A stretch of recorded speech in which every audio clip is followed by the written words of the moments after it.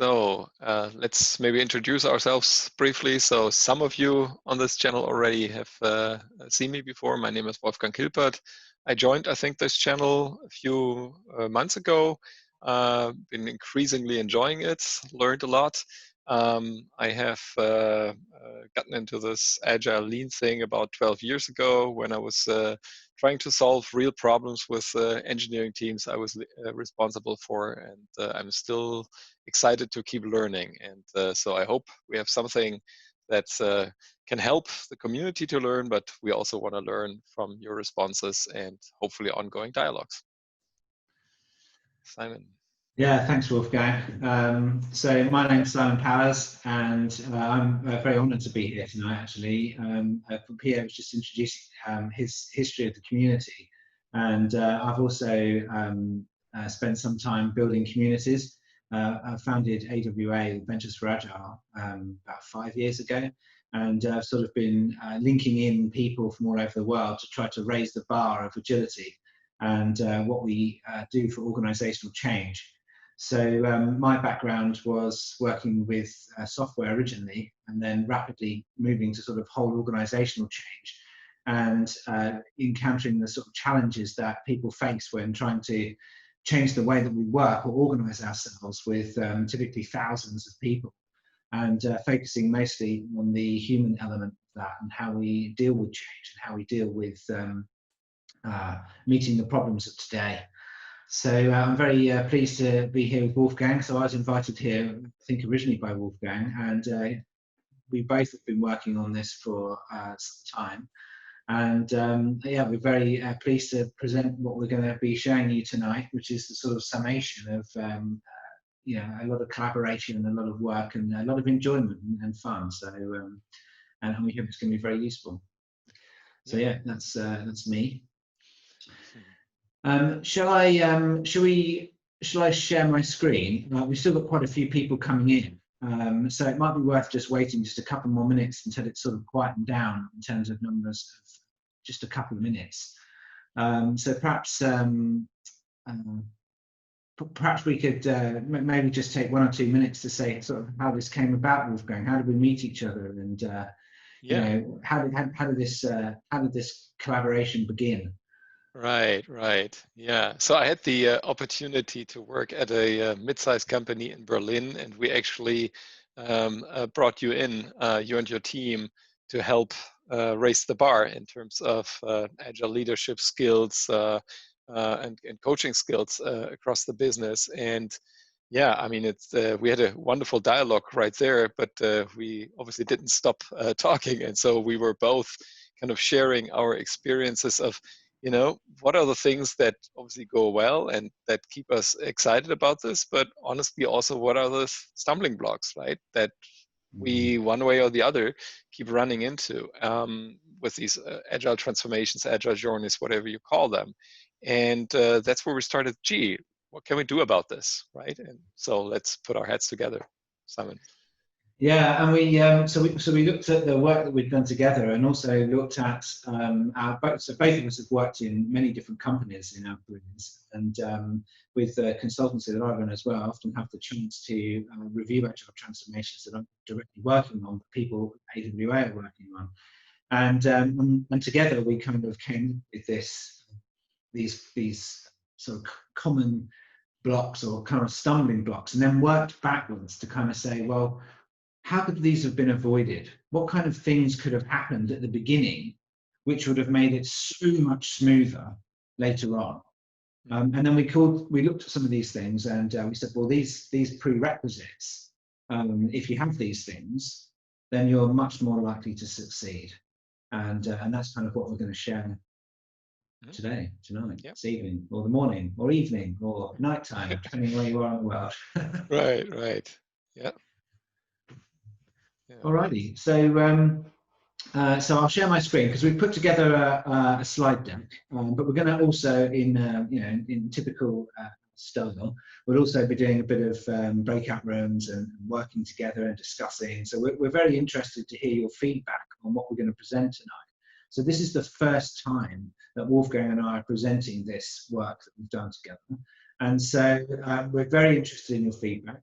There's bound to be bits and bobs which we've missed and things that we've perhaps overemphasized. So we look for your help as part of a community to grow this, share with you, and we hope that not only you can take this forward and use this, but also you can feed back to us so that we can improve it as well. So I'll just share my screen now, and then we'll start. And it's really just to kind of help us through the sort of times and things for the deck. So bear with me a second. Okay, so hopefully you can see my slide. Now you're going to see the PowerPoint at the moment. I'm just going to play that, so you should then be able to see the actual deck. So can we see presenter view, Wolfgang, or can we see the actual proper view? I see the presenter view right now, so you may want to shift in the settings. Oh yeah, this is it. Yep. Good. Perfect. Fantastic. Alrighty. Well, we've done introductions, so let's move on from here. Yeah. Oh, this is our Adventures with Agile tag as well. So this is part of our. So from Adventures with Agile perspective, we have a kind of logo or a phrase, if you like, make working life better, making working life better, and this is all kind of part of that process of. We hope to make your working life better by attending this. Okay, brilliant. So. Welcome. So if you like, so in Zoom we have a kind of chat thing. So of course, obviously, because there's a lot of us, we're not going to be able to do introductions and work around everybody because we'd be here all night listening to everybody's stories. But what we can do is we can use the chat to sort of put where you're from, a bit how you're feeling, that kind of thing. And any comments or questions can also go in the chat, and then we'll monitor them so that we can answer questions at the end. So feel free to use the Zoom chat for any communication. And so going on to the first slide, we had a look, what are the common challenges? And Wolfgang, did you want to have a talk about this? So exactly. I mean, this is actually some of the verbatim that was our initial chat, right? Have you ever heard these challenges like, make us more efficient and do this by the end of the year, right? We want to be agile. Oh, by the way, we don't really have budget for this, neither for training or for hiring experienced coaches. Oh, and by the way, we're highly distributed and yada, yada, yada, right? So you hear all these things. I can't see all that many faces right now, but some of those that I see, I saw a brief smile. So I think these things are familiar. And then you move on and you look at, there's signs of hope, right? I have at least some small agile teams that have a proper product owner, a proper scrum master. They go through the motions, an agile team. And then what? Oh, management interferes, right? Then they squeeze in and yada, yada. And then you start realizing, geez, Scrum doesn't work here, right? So what can we do with this? Where does this all come from, right? And then if you go to the next point, there's obviously quite some literature on this available these days, right? The Annual State of Agile report is one great source that gives us feedback of what people have marked as their predominant challenges. I don't obviously want to go through all of those, but there's obviously leadership participation or support. There's cultural incompatibility that seems to be lack of skills that seems to really get in the way. And then another questionnaire here that was really asking for why things fail, very, very similar responses. It obviously goes by how you ask, whom you ask, how many people will say that their transformation failed or at least missed to really live up to the expectations. But it's probably fair to say more than 2/3 of these transformations don't go where they are supposed to go. So, I don't think we as a community can really be happy about this. I think, I remember, Pierre, we had some discussions about this earlier where you raised very, very similar thoughts. So I think that should be enough as kind of setting the scene, right? Yeah, it's crazy because what struck me is that we look back at these statistics when we're putting these together, and it was the same failure rates of change programs since the 1980s, 1990s, 2000s, 2010s, now 2020s are coming that way. And the failure rate seems to stay around the same, 70%. Thinking, you know, how can this be? We've got all this agile knowledge, all this people knowledge, and yet the failure rate still stays the same. And this has certainly been the experience that when we talk to people in the community, it's like, how's your agile transformation going? And you sort of see the head goes in the hands and says, well, they haven't got budget, all these things that we're talking about. Nothing seems to be changing. So hopefully the stuff that we share tonight might make a difference. Right. So looking at the problems, we thought that we would sort of gather some, change the slide. There we go. We thought we'd have a bit of a breakout session so that you could also share some of the problems and things that you have seen that block us to change in some of the programs that you might be working on, or if you're in an organization, what have you seen in your organization? And we could sort of go into breakout rooms for 7 minutes. And we actually have, I make that small again and start showing my screen. So let's go into our breakout rooms. And just as a reminder, what we're discussing are problems and challenges that you have experienced or seen that have stopped the sort of transformation or change program really reaching the potential that it could have done. Awesome. So it looks like we had lots of good discussions there, and I'll share the a slightly larger version of the word cloud. Yep. So hopefully you can see that. So these are all the things that we came up with. So this is our collective intelligence that we pulled together. And this is one of the techniques, actually, which we use in organizational change, is to, with large groups, we break people into small groups. We create a shared model of the way that people are working so that then we can all look back on that and make sense of it. This is the true meaning of sense making. So let's just take a sort of 30 seconds, 40 seconds, just to have a look at what it is that we have created. I'm assuming you can see my screen with the big word cloud. Yeah. Yep. Oh, here's a fascinating COVID-19. Yeah, exactly. Hmm. Right. Yeah.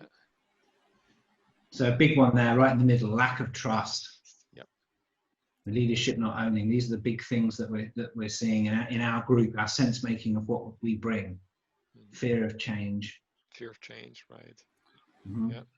Leadership not owning is a very funny topic, because when you work with leaders, they come with exactly the same topic. Yeah, the boss doesn't allow us to do, but you are the boss. Right. Yeah, starting with the right people, having the right people is very key.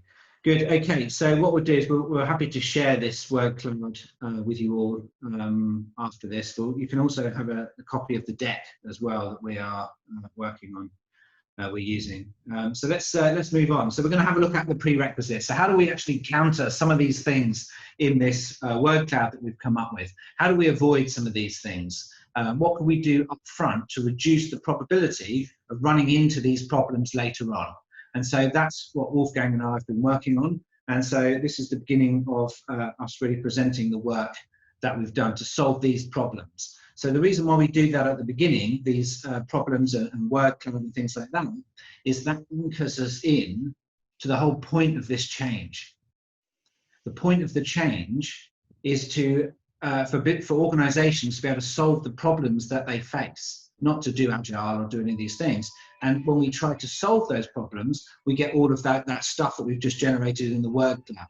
So these are real things that we all face, because we've got to solve the problems in the world. We've got to solve things like climate change. We've got to solve the things like complex product development and service development. We have to solve these things with loads of people getting together. Otherwise, we're not going to be able to move forward. So when we try and solve those problems, we come up with all these things, these resistances, these leadership problems, all these things that we've just identified. And so to be able to move forwards, we've got to unpick all of that and get to a point where we can actually move forwards as a society and move forwards as our organizations. And so these are the kind of steps that Wolfgang and I have put together to help that process.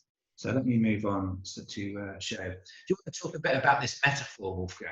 Yeah, yeah. So we were discussing, right, initially, how do we break this down? How do we make this understandable between what is really a prerequisite and what is something that allows us to then gain speed and move in the right direction, right? And that's where we came up with this metaphor of, okay, if we're trying to fly a plane. Now, I have to admit, I'm not a pilot, even though my son is trying to obtain a license, so I get to hear more about it than I ever wanted to. But a friend of mine, actually, who is a licensed pilot, had offered me to hand me a check list, a full a binder. Unfortunately, it didn't arrive yet on time. Otherwise, I would be waving this up here now to just make the point that before you even get to the starting line position, there's a whole lot that has to be done before you're allowed to really enter the start, the runway, so that you can make an attempt to really gain speed and ultimately gain altitude, right? And that's the metaphor we're applying here as well. So there gotta be some basic alignment work that has to happen before we are ready to move forward and make progress, which then means we will have to do some guidance, particularly for the leadership folks, right? This was also responding to lots of the inputs that you gave just in this breakout session, that we are all knowing what we are actually talking about. And then it's very important to get a broad engagement, not just with a few agile enthusiasts or some development leaders that might have read a cool book, right? But we really want to have a very broad engagement and participation, and ultimately also buy-in for what we're trying to do. And based on that, then we have a much higher chance of being set up so that we can affirm a deep commitment to the change based on understanding, based on an informed decision, and then really take off, gain speed, and gain altitude. Yeah. Okay, that's the metaphor. And to emphasize, these are prerequisites. This is not the change program we're talking about. These are the prerequisites before that happens. So if we get these in place, then whatever change program is likely to work more. Thank you. So we're going to have a look at the first one, which is alignment. Yep. And we're going to, so there's 4 steps to this, as Wolfgang says, and the first one is alignment. And so we had a look at what this was, and based upon running quite a few different change programs in organizations and our collective kind of thinking about what is it that people want. When we go into an organization, different organizations ask us for different views. What are you going to do here? What is it that's going, how do you know, why should we hire you to help us with our change program? And what we realized was that there were 4 views that people asked for. And different organizations emphasize strongly, normally on 1 or 2 of these views, but don't actually ask for all of them. And so the 4 views, the first one, outcomes. So what is the outcome? Why are we doing it in the first place? This is the purpose, the why. So for us, this has always been the most key thing. You know, what's the point of us coming in? How do we know when we've succeeded? If we don't know why we're doing it, then we won't know when if we don't know what the outcomes are, we won't know when we've succeeded. So really looking at what outcomes are, and it's amazing how many people don't actually ask for this or have no clue while they're doing an agile transformation. We're doing it because it's agile, and that's the thing to do. Well, let's look at the real business outcomes. The next one is actions. So this is often people looking at sort of how are you doing it? What's the project plan? You know, what meetings do we need? Who's going to be involved? How much does it cost? These are the very real practical steps. You know, how many people are going to be involved? What trainings are we going to need? When are they going to be scheduled? It's a very action-based how. The change theory is actually, when I first started doing this, I would always lead with this. It's like, hey, here's all the theory. Give us a go. Let us have a go with your organization. And you know, and with all this theory, you know, if we practice some of this, good stuff's bound to happen. And so there are still some organizations that we work with who are very happy with just working with the theory that we present and letting us have a go, but not many, which is unfortunate because that's fantastic when you get that playground. But it isn't a common invite. And then the last one is the culture or behaviors. So how do we do things around here? How are we going to interrelate? How do we collaborate? So it's the who and the scope we've also included in this. So you can relate these things. The outcomes is the why. The change theory is the what are we doing. The behaviors are the who and the scope and how we're going to behave. And the actions are how we're actually going to go about that on a day-to-day practical level. And if we look at the change program through these 4 lenses, then we can start to say, well, what alignment do we need through these 4 lenses to enable us to move forwards for when we start? If we don't have alignment in these, if we don't have alignment at times, or alignment at how we're doing it, or alignment at any of these things, or any of the beliefs from the change theory, then we're going to run into problems. So, so just to reiterate, to simplify this is the why, what, how, and who of the change, and we want alignment around this. Yeah, and so, maybe Simon, if I may add, just on this very picture, we picked this with an idea on mind. This also speaks to, we're talking about alignment, which means we really align and share and obviously bring together the views on, for example, why are we doing this? That doesn't mean that we're kind of like all being cookie cut, right? It's not all the same, but it is like you see here, with these wonderful creatures, right? That they know how to go in the same direction because they obviously share a goal, right? But then they each fly individually, right? So there is some idea behind that we also want to emphasize here. It's the alignment. It's really talking through why we're doing this, how we're doing this, etc. before, so that once we then take on motion, right, we're much more likely to move in the same direction. Thank you. Right? Without creating pain. This actually reminds me of something that happened a few hours ago in my garden. I had a huge swarm of bees come into the garden, and my children were out playing, and they were like, "Dad, leg it, run!" We all had to leg it inside and close the doors, and literally a swarm of bees like that came into the garden, and luckily they went over the hedge rather than through the window. But yeah, amazing how nature is so coordinated, this swarm. Right. Good. So, so now we're going to dive deeper into these why, what, how, and who. Yes. So we can actually look at some of these things. And what we've done is we've actually got a couple of formats, and so we wanted to ask your opinion about something. So we've got a very high-level view, which is like a list of items, and then we've got a more detailed view of item and purpose. But these are slides, so there's a lot of text here. So we wanted your opinions, and what we thought we could do is, I think we can, if I expand out everyone so I can see them. In Zoom, you have these little voting things. So you should be able to see, I think it's if you go to participants, I think that's how we do it, if I remember rightly. My Zoom controls have disappeared off the side of my screen. I think it's, or did you want the reaction? Yeah. Reaction, right? That's at the bottom. You have this bar where you could pick a reaction. Can anyone see the, well, we'll soon see, that's it. So if you see a little thumbs up. So what we're going to do is we're going to ask you, because we've got these different slides, and we can either do the detailed one like this, or we can do the lightweight one. So what we thought was, is if you want to do, what should we say? If you want to do the lightweight one, then stick up a thumb like this. And if you would rather do the more detailed one, then don't stick up anything. And that way we can know, if you see a whole load of thumbs come up, then we know that we'll focus on the simpler one. We've got a number of these slides, whether it's more text or simpler text.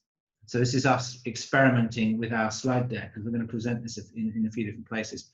Cool. So if we want to do a little count there. So I think we've only got like 4 or 5 thumbs. Yeah. Things coming up there. Yep. Maybe a few more, 6. Can I just come in there? Yes.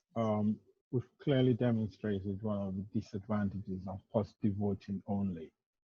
So yeah. we opted for the thumbs up as our response, yep.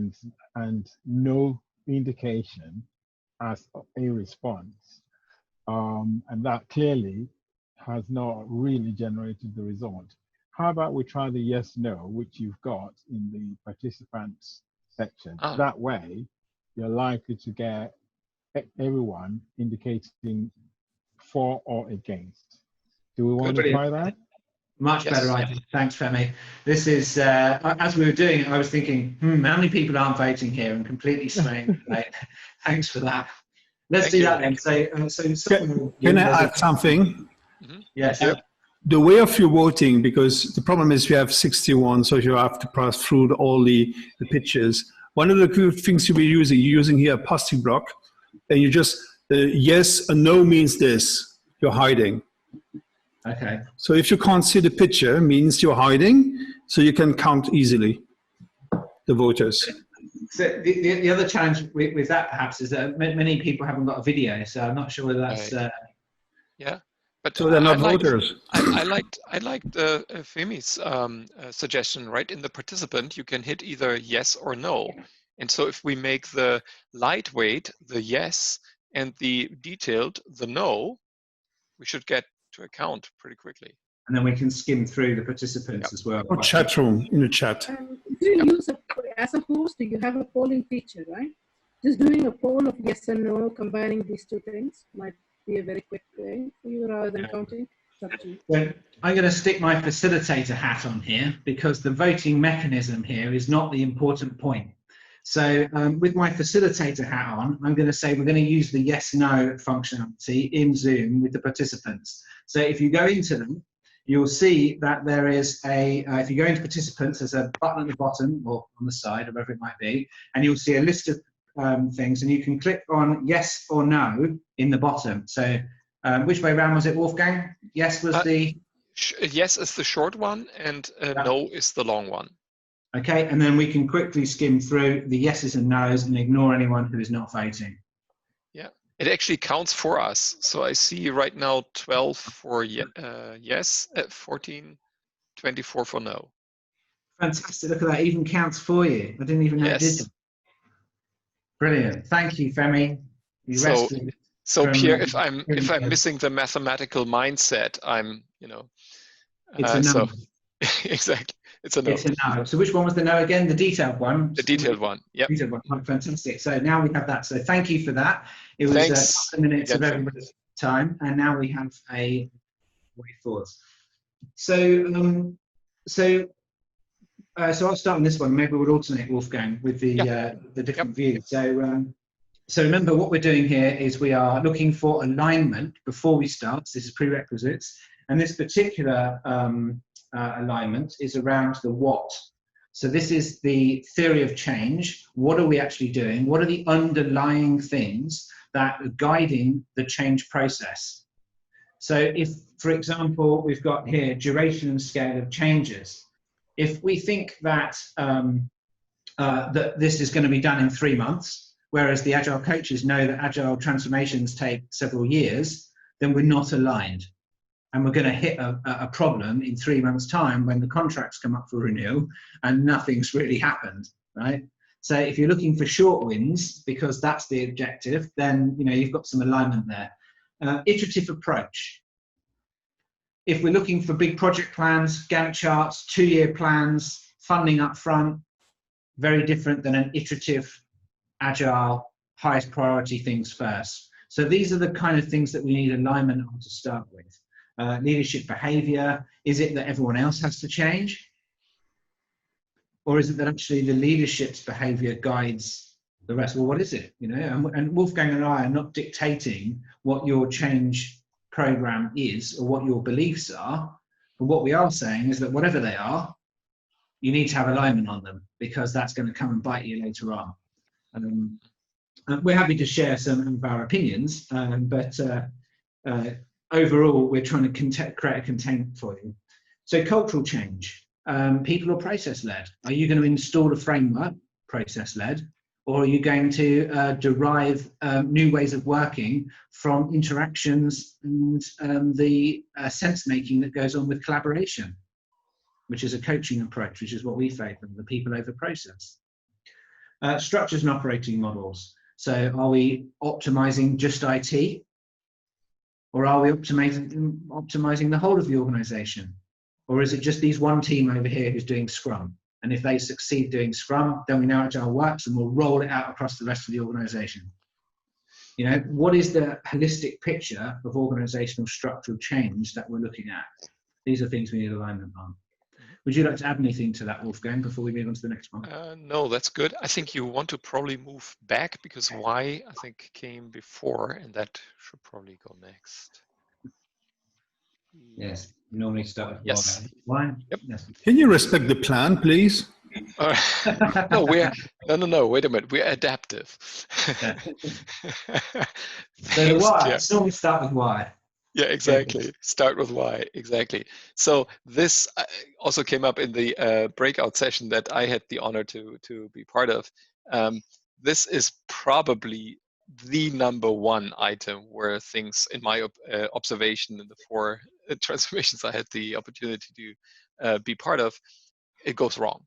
Because, you know, if we don't really know, and we might know privately why we want, why we're interested in Agile, but if we haven't really aligned on it, if we haven't really wrestled to the ground what drives this, we're very, very likely to not end well. And this is not the ultimate list. This might not be even the appropriate list for your organization. It seems like a lot of the reasons center around these things. Sometimes it's all of them. Sometimes maybe 2 or 3 are just giving kind of like the frame of what the organization is really needing. But this is paramount, that you really think through and spend enough time to really understand why you're changing. So it's obviously adaptability, responsiveness, in some cases predictability. So really understand why and where you're doing this. It's customer focus. Very often in public organizations might be the citizen focus. Employees, right? The employee, if there are employee surveys showing real problems, that often leads to emphasizing changing things through an agile transformation.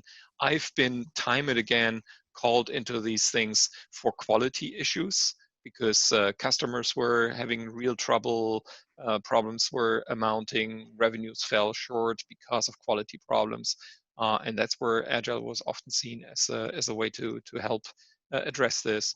Burnout, value, right? This is really focusing primarily on customer value, but really helping showing value earlier. And thus, this is very tightly coupled with the next one, which often is the case. It's about reducing risk, right? You can have gigantic risk management systems if the only time you really see whether you're running into the risk or not is by the end, right? When all the things are supposed to come together. That's a very different thing than, obviously, as we know, if we're building things incrementally and iteratively, and we can already deliver early value that reduces risk, etc.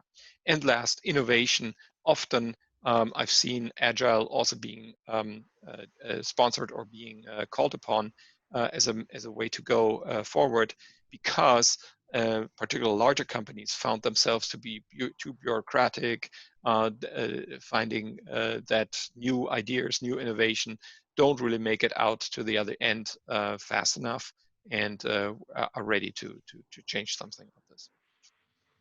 Yeah. Simon, anything else I might have missed? No, I don't think so. I think all of these relate to these underlying business problems that we're facing. So what is it that is the challenge to have our organizations succeed? And these are the kind of things that kind of make up that complex environment, that complex adaptive environment. So we'll go on. Thank you for doing that so succinctly as well, Wolfgang. Brilliant. Sure. And so looking at, just moving on to the how. Yeah. So looking at, so this is very much the practical implementation. How are we going to implement this thing? So looking at it from a holistic perspective, are we looking at it from a silo perspective? And that really sums up to me from this systems thinking view. So systems thinking really comes from examining the interaction between the parts as much as the parts themselves, and looking at it from a holistic perspective. So how are we going to approach that? Experimentation is something which is a big thing in my heart. This is how you solve complex adaptive problems. We experiment. And if the word experimentation throws fear into the hearts of the senior management team, then we go back to the change, the theory of change, and look at this idea of predictability, you know, and status-based, expert-driven organizations. So if we have to be right, then, you know, that's going to be a problem for the organization to solve these types of problems. And experimentation for me is when we start talking about that, often that can uncover some of the underlying beliefs. Sustainability, reward systems. So this is huge, especially, I mean, I work in banks, and the reward systems that are endemic in banks inhibit their ability to succeed, not improve it, which is the exact opposite of why the reward system was there. But people have been so used to these reward systems that they're very, you know, they're in people's employment contracts. So they're very hard to roll back, but they're things that are going to come across. So having that, just having that card on the table that at some point we're going to discuss that is enough in the prerequisites. And then the last one here in the how is also fundamental. It's having people in the organization working on the system, not in it. So in it means you're delivering things, you're working as part of the product development team, you're working in HR, you're in finance, you're part of the great organization which is creating things for customers.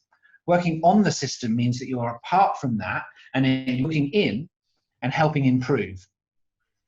And this is the role of the enterprise coach, agile coaches, etc. Those people are not delivery focused. They're working on the system, they're outcome focused, and they're helping people improve to get better outcomes. And often not budgeting for that and thinking that everyone has to be delivery focused, or comparing coaches to delivery roles and summing up who's got the head count. It's not going to work. You've got to have people working on the system. So that's got to be a conversation too. Anything you want to add on the how, Wolfgang? Yeah, just on this last part, and even if it is, for example, you know, in an engineering team, let's say their build system keeps making problems, right?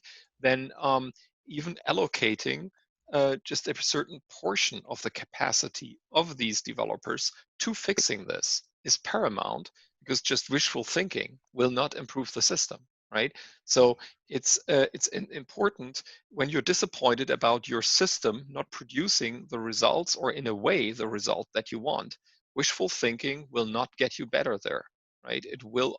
It's an investment. It's real investment, which means you have to understand and align all the way. You know, leaders have to understand this is going to cost you before it gets better. Right. And oh, by the way, as the industry keeps moving, right, today it's DevOps, it's what else, new techniques, innovation keeps going, right? The competitive landscape will keep growing. So if you believe, oh, just this 1 year, we'll get to the top and then we're mature and we can turn all this off, think again, right? So this will have to be an ongoing, you have to be ready to invest in an ongoing basis and a systematic basis on improvement. Thank you. Mm-hmm. And then the last one is the who. Yeah, and so you know, I've been in several of these occasions where, oh yeah, you have this team of a couple of coaches, couple of scrum masters, right, and you run the agile transformation. Good luck, right? And that will not work. So again, you have to form this, call it winning coalition, and it has to include leadership, fairly senior leadership. If you don't see executives really taking part in this, actively taking part in this, chances are you're not going to be successful. Leadership, right? Some leaders might actually feel, oh, what's going to be my role? I hear this agile does less emphasis on middle management power. Well, make them part of this change so that you evolve this together in a position that makes the organization stronger, and hopefully also the people contributing going forward in a better and a more effective way. Obviously, you have to have the people in there. Back to your notion before, people don't want to be changed; they want to actively be part of a change, right? And it even goes as far, if you have impact on most cases, such a transformation will have impact on how the interaction with the customer is. Better involve customers. That might be delicate, might be sensitive in many situations, but it's necessary that, for example, back to this multi-year detailed feature plan, roadmaps, what have you, is not likely going to be staying the same as it was. On the other hand, there are offers, there are opportunities for customers to get results earlier that they can really take to test themselves and can influence. And obviously that has to be a conversation, how to bring them in.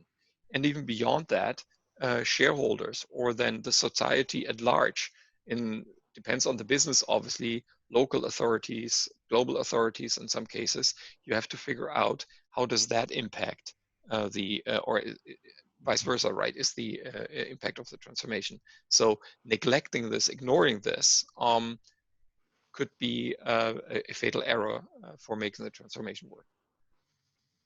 We're seeing that more and more now with companies who are fairly successful but have negated their societal or wider environmental issues, whose share prices are just plummeting because of their lack of attention to what's happening in the wider area, the wider community of which they exist in. There was a clothing supplier here in the UK who has been doing very, very well, very good agility, getting stuff at very, very short cycle time. And they've been fantastic customer service, fantastic deliveries, all going really, really well. And then it came out about 2-3 weeks ago that they're using pretty much child labor in China as part of their supply chain. Not all their clothes, but one part of a particular type of clothing was being supplied by that. And rightly so, share price drops, customers are boycotting the stores, whole thing falls apart. So not looking at the wider ecosystem for your suppliers and your systems, can completely knock you out. So looking at how do we succeed at business. Thank you. What we're going to do now is Wolfgang and I have been talking for a while and also talking through tables in a presentation. We know that can be a little bit dry, so we do appreciate that. So what we'd like to do now is we're going to have another breakout session. I'll just move the slide on. And what we're going to do is we're actually going to share with you our document. And so what you've got is we've done the highlights. I'm just going to stop sharing the screen for a second.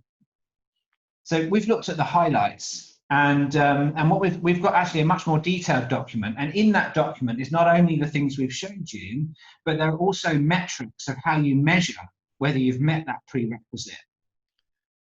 So so we're going to share that document now. So in the chat window, I will share a link.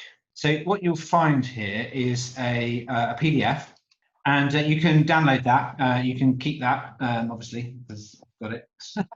And this is the full list. And we've got the item, the purpose of why we've included it, and a metric to know when you know whether you've actually met that prerequisite or not. So what we're going to do is there's a whole bunch of lists there. We're not expecting you to read them all in this call. We're not expecting you to digest all of this lot right now, but you can take it away and go through it in more detail afterwards. But what we are asking you now is we're going to go into a breakout room for 20 minutes, and with your team in a breakout room, have a flick through, either discuss the thing as a whole, so like the whole idea, is this a good idea, prerequisites, is what Wolfgang and I are talking about a fantastic idea, or is it a bunch of nonsense? Or you can choose specific prerequisites and discuss those and see how that might have changed things in some of the transformations that you have been part of. So you can just decide in your group which way around you want to do it, or do a bit of both. So we're going to do this for 20 minutes because that gives you a good chance to sort of have a look through this document and hopefully to use to see how it could be most effective or how it could be most used. So again, with the breakout rooms, I think sort of 4 or 5 would be fantastic. Gives a good enough size group to discuss. And if you haven't got a copy of it, or you can't download it, or there's some issue with you seeing this document, then when we're going to put everyone in breakout rooms now, so go into the breakout room if you can see the document. If you can't, just stay back and we'll quickly help you get to the document and then you can go in the breakout room. And it will be your fault. Tell me when I can open. I'm ready to open the breakout rooms. Yeah, now would be great. 20 minutes would be fantastic. Okay, on 3, I'm going 1, 2, 3. Enjoy. Good. So hopefully that was useful as a kind of a deeper dive. It's much easier and you can get a lot more out of it when you have kind of look at it at your own leisure in small groups. So does anyone want to share like 1 or 2 insights from their talks? Just feel free to come off mute. We're not going to have a massive discussion, just 1 or 2 things, and then we're going to move on. Hi, Simon. This is Romy. Wolfgang, hi. Hi. The first thing that struck us was that alignment with the sponsors, because of the list of 8 things that was on the piece of paper, right? The items that the transformation might want to deliver, not all 8 are possible quickly, right? So it's about being selective about choosing the ones we want and aligning with the sponsors and saying which are the top 3 most important things you want your transformation to achieve and going for that. Yep. Thank you for sharing. Thank you. Yep. So 2 more shares. If we don't have time for that. Anyone else? I'll go with my group. So we managed to get through 3 or 4 points, and the one that stuck most and resonated with us was 2.2, iterative approach. It is very important to ensure that change is iterative and repeating rather than having a linear approach. We inspect and adapt as we go along the way when we introduce change. It's nice to have a strategy document for change as a guide. And the important point that we highlighted is that document should be constantly reviewed and adapted along the journey. Thank you, Femi. Thank you for sharing that. Would anyone like to share? I've got time for 1 more share. Would anyone like to share anything else that they have come up with?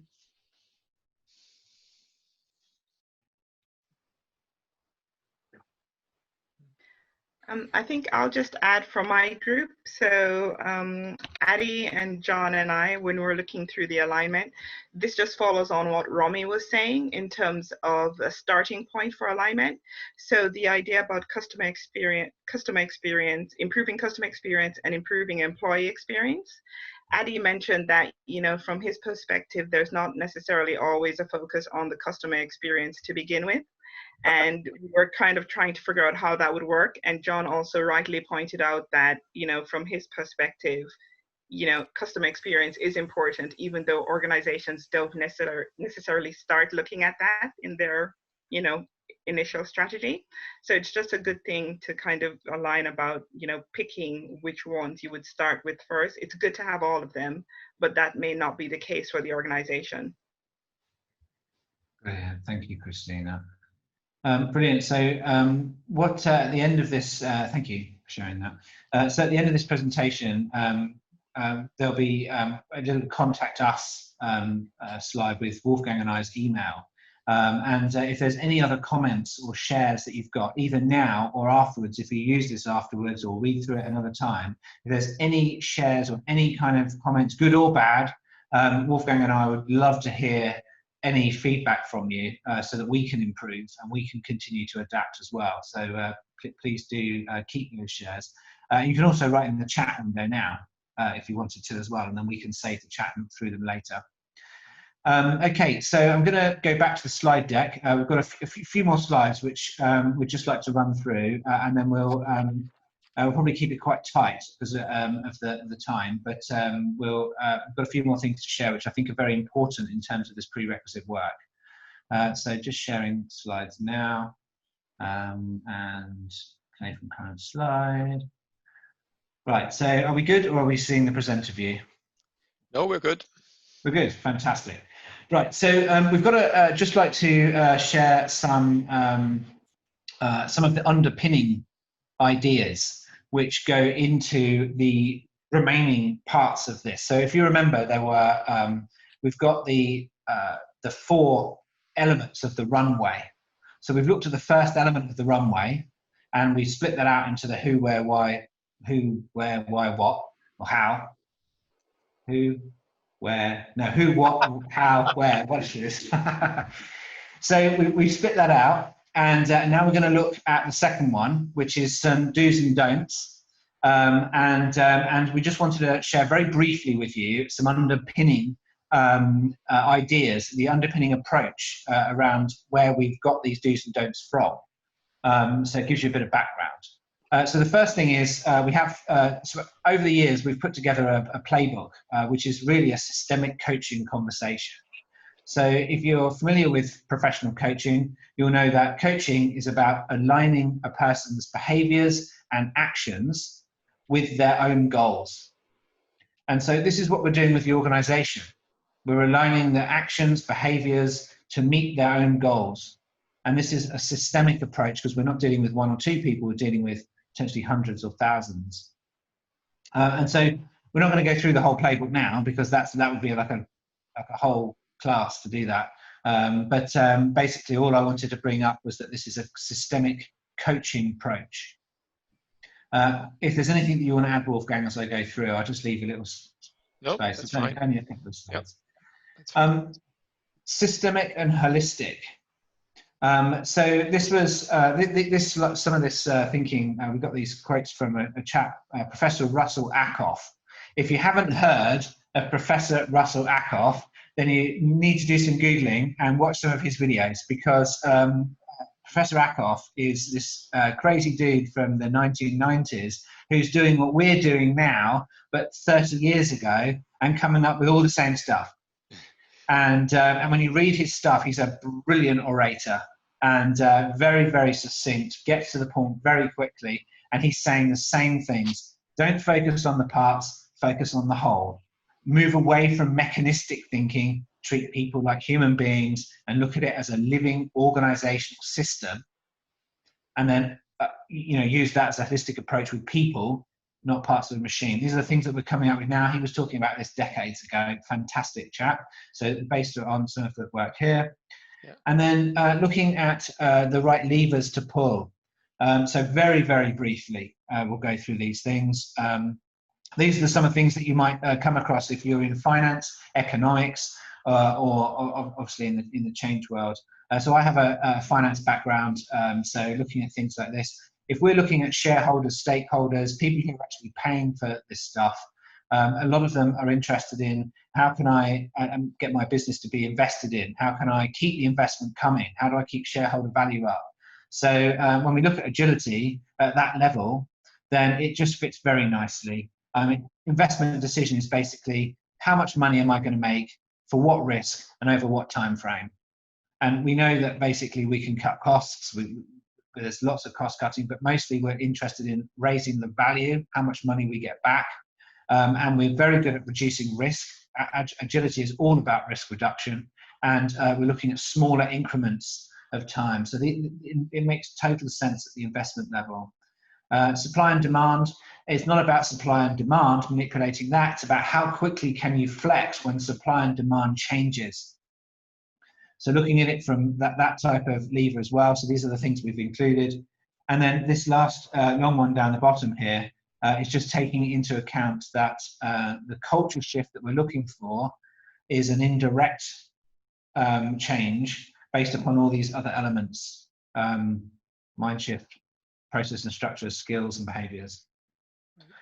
And the last one is looking at the mindset shift and what agility is. It's not a bunch of processes, it is an actual shift of the way that you see yourself and the world around you.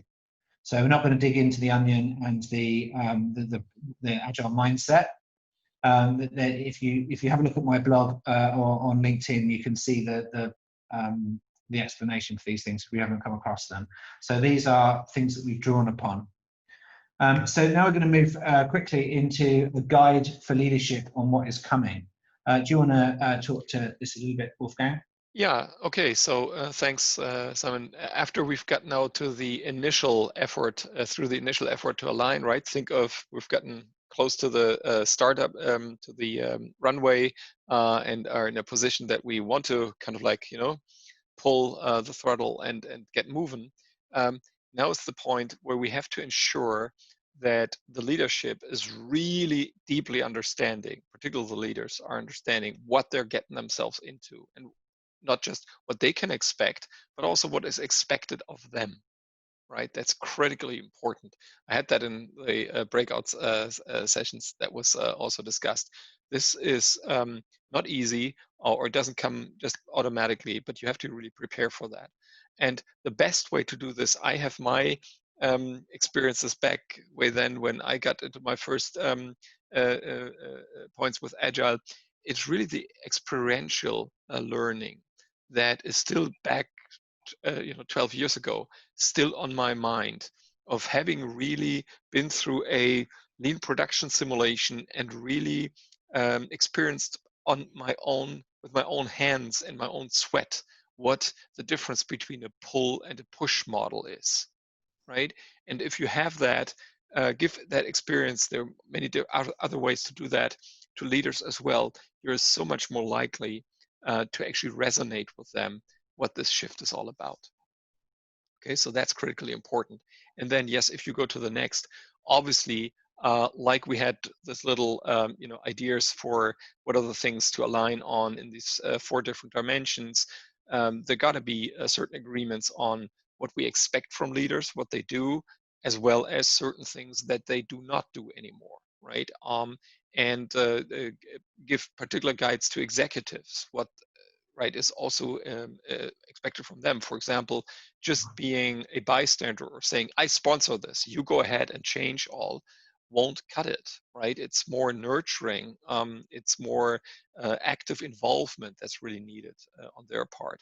And then very often you have all these different kinds of myths and misunderstandings about what Agile is, right? It's the silver bullet, it will free up so and so many people, it will do this, that, and the other.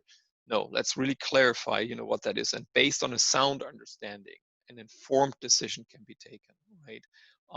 And then obviously, this is what Simon mentioned also before, starting to think differently about systems, about how you improve systems, how interactions happen, etc., with different lens, which are obviously taught through the Agile community, and we're obviously recommending a few, but there are many, many more. That I think is very important, that at least a basic package, so to speak, a basic tool set is available here to the leaders, so that they can take an active and a very constructive and effective part in this journey. Brilliant. And what we've done is we've also got another download for you, and I'll put that into the chat window. So this is, we've actually gone through and created a whole load of prerequisites under each of these topics. We're not going to go into breakout rooms again. It's in the chat now. We're not going to go into breakout rooms again just because of time, and we've already been talking for a fair amount. But there's a document there for you. It details all the leads, the do's, all the things that Wolfgang's just talked about. So you can look at that afterwards, and the PDF is in the chat window. We're obviously, sorry, yeah. Simon, we're obviously, I just want to state that we're obviously very receptive for feedback, right? Yeah, absolutely. Cool. So this is the third. We're now getting very close to that runway point of commitment. We're still zooming now along the runway, but we could abort the mission should we need to. So we're going to have a look at this. So inviting broad leadership engagement. So this is one of the big things that came up in the word cloud that we looked at earlier. Leadership not engaged, leadership doesn't give me permission, leadership expects everybody else to do it, not that, all these kind of things. So what is it that we can actually get to the root of so that we don't have these challenges? And so we've got some things. And the first thing really is really seeing the system again. It's reiterating the same thing again, that the system is a living organism with all these different links. When we look at the hierarchical structure on the left, this is something that we're used to seeing, but the actual network structure of who talks to each other, who works with each other, might look a bit more like this one on the right. And then when we start looking and mapping the organization, we see that actually everybody talks to everybody else, and that upgrading one part of this actually destabilizes the whole. So understanding this kind of relationship between stakeholders and getting this, which means that we need this broad engagement, not just from leaders, but from our customers, investors, operations, all those kind of things. And again, we'll share with you a document at the end of this section, which breaks this down into each area and a way to engage them. Anything that you wanted to say on this one? Nope, that's good. And these are the sections that we looked at in terms of the areas of engagement. And then in the document we'll share, in these sections, we break down the different things that are the considerations. Right. And the important part is it's not just a one-time engagement. So we kind of now talk to the shareholders or we talk to the customers or whatnot.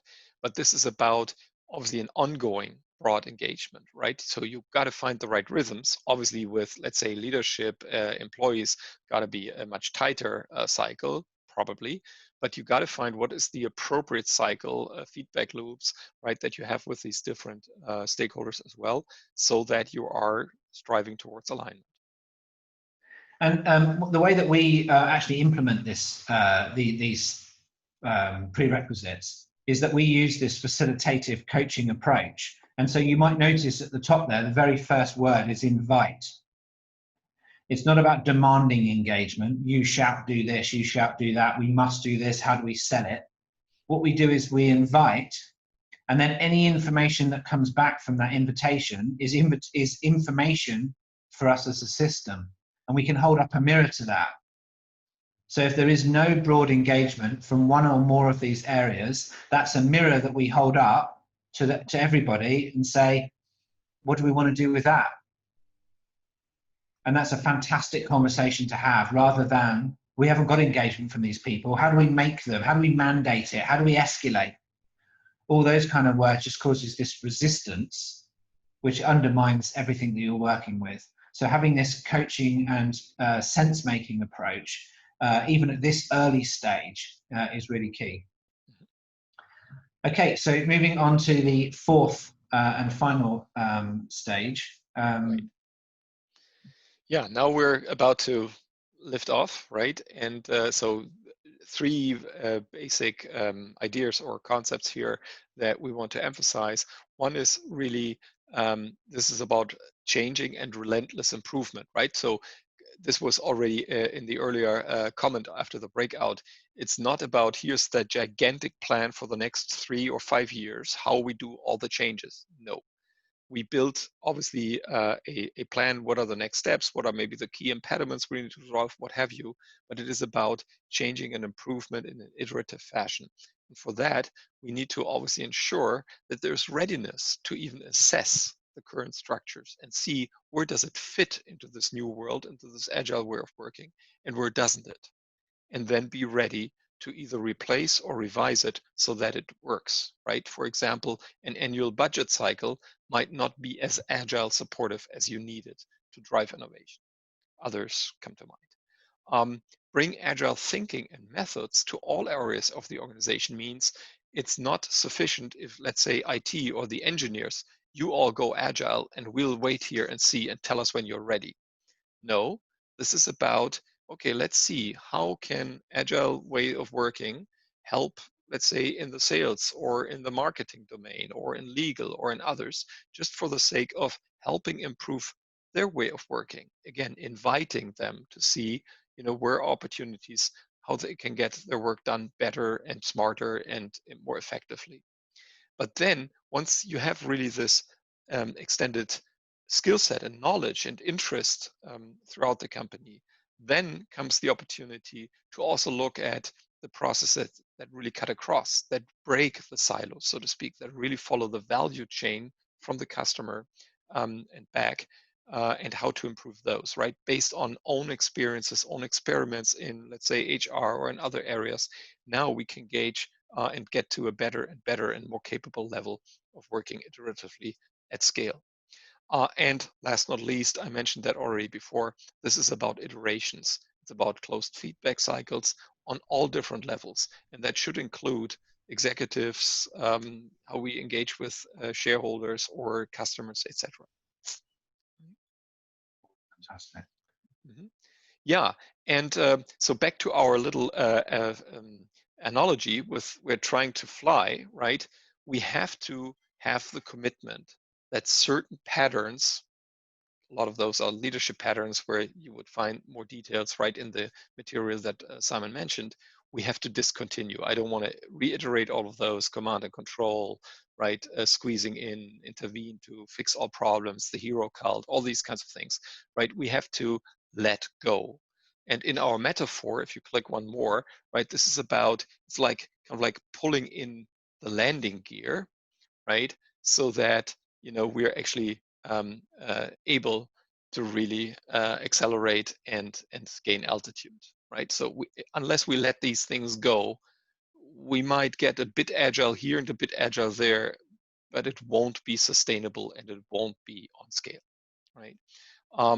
Likewise, on the other hand, we obviously need to practice, adopt, and evolve certain patterns. And here are the like the do's.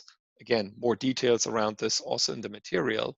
And I put up here the gravity constant to just help us remind, even though we might have mastered these behaviors or these patterns for a certain while, unless we keep looking at it and keep working on further improving, sooner or later, gravity will get us and will drag us down, right? That's one part of, you know, remember with this analogy, you have to keep investing and keep focusing on improvements. Otherwise, sooner or later, you know, you might lose the best of your capacity or capabilities through the agile journey. The other is, on the other hand, and that's where actually there's a difference between our analogy with the pilot and the agile transformation.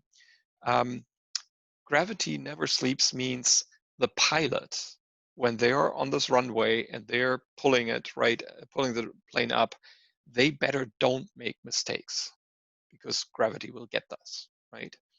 We actually have the opportunity to experiment.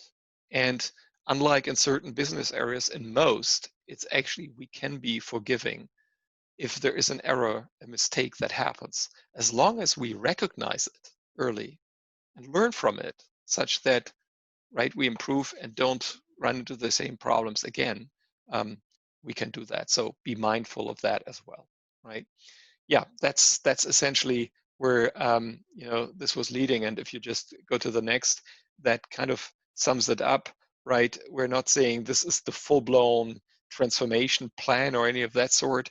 This was primarily about how do we get in a position, right, that the starting position is, the starting lineup is professional and is comprehensive, so that our journey is much more likely to succeed and we'll gain altitude and we'll become agile and be hitting the goals that we are seeking. Fantastic.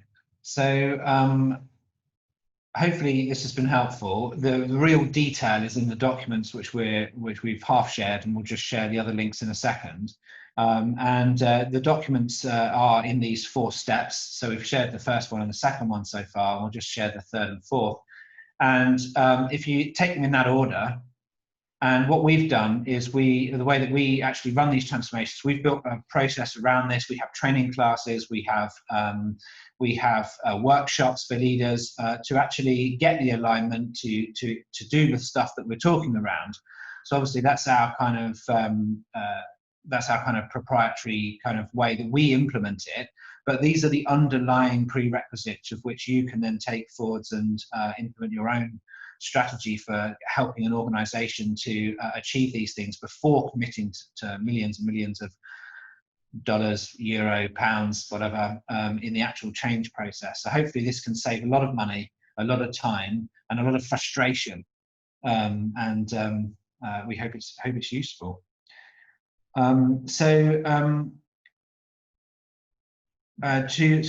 Just to sum up then, as a kind of conclusion of what we've done, this is a fantastic. Do you want to walk us quickly through this? This is like a summary of the whole thing. Yeah, do this, sure. Wolfgang? Happy to do that. Thanks, Simon. And Pierre, I hope this finds your interest, as I think you've been challenging me on Thursday to come up with this. So thanks to Craig Cockburn's idea. I work to be a nice person today. This is trying to highlight kind of like the key points right in these different sections that we were talking about. We started obviously, where do we come from? Then talked a bit about case studies, that incent or the problem, describe the problem we wanted to do, and show, with obviously challenge up front with the breakout session. Then we moved into the proposed solution. We focused on what is it to get us the right starting point. So have the 4 views of change, the what, why, how, who, right, and the different stages here, from experimental learning on the leadership, really engaging broadly leaders and the whole teams, as well as then really get into this firm, deep commitment. Right, and then follow up is what you will cover now. Mm-hmm. Sorry about that. No problem. Yeah. And review. I mean, we were planning for another breakout session. I'm not quite sure what the timing looks like. Whether we can still do that. It's 10 to 8.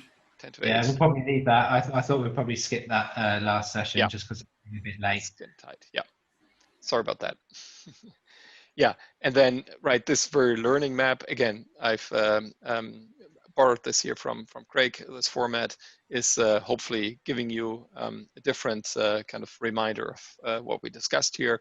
Yeah, and then the follow-ups could be diagnostics, which we can engage with you, training, coaching, consulting, any other help, or co-creation, joint work that might be possible out of this. A mirror workshop. For example. Yeah, so talking of the follow-up, Wolfgang and I are for hire should you need any help with your prerequisites and helping with that. So we were more than happy to help create a program around these prerequisites and also around getting an organization ready.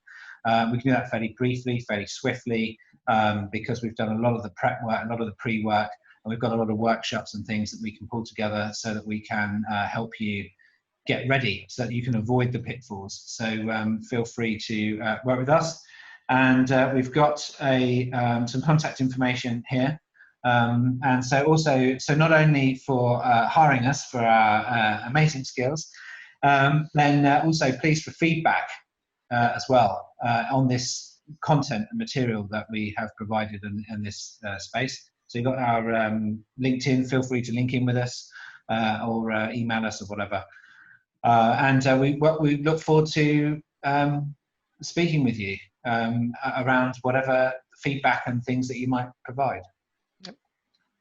Fantastic. The only other thing that I'd like to add while we're talking about just the next steps and things, we do have I'm running a week-long boot camp and a cohort program over 9 months, which also has a lot of these elements in. We'll be folding some of that into that program. And I'm hoping that some of you here, there's one last chance if you haven't got the qualifications to get onto the cohort with this boot camp. So if you are interested, I don't want to go on too much about that, it's a bit off topic, but it is a fantastic program. And if you want to check out the website, Ventures with Agile, and it'd be fantastic if you come along to that. It's very along the lines of what we've been talking about. Mm-hmm. Cool. Mm-hmm. Yeah. So anything else that we wanted to do before we all I guess, questions, answers, anything like that? Do we have Pierre? What? Over to you. How would you like to facilitate? Do we finish now? Do you want questions and answers? No, we can finish just so softly. So just giving information about from the people from the Agile Praxis group here. On Saturday we have the Play 24 Hours. Which is the online facilitation starting 9 a.m. in the morning in Sydney and ending 5 p.m. in the afternoon in Mexico. So you can have online 24 hours with the whole Play 14 community during one day for 20 euros, which is a laughter as money. And another way around is the next session will be in 2 weeks with James Slowly, about overlaps between clean language and agile. So James Slowly is one of the godfather of clean language, very interesting person. So people, if you are interested, coming here. For people from the Agile Praxis community, I will share the content of the chat in the message through the meetup group. And the recording will be shared as raw material to Simon and Wolfgang. They can do whatever they want. And next week, I will start editing this video. This will be made available on our favorite YouTube channel. And if people want to stay here, I'll keep the link open for chit chat, whatever, conversation, question, stupid jokes, and whatever. Okay. And thank you so much. It was a great session. Thank you so much, Wolfgang and Simon. Thank you. Thank you for hosting. Thank you indeed.